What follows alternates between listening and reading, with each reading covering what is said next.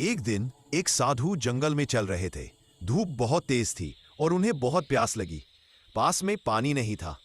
तभी एक तोता उड़कर आया और देखा कि साधु परेशान है। तोता जीव से अपनी चोंच में पानी भर लाया और साधु को टपका टपका पानी पिलाया। साधु मुस्कुराए और बोले, बेटा तू सच में दयालु आत्मा है।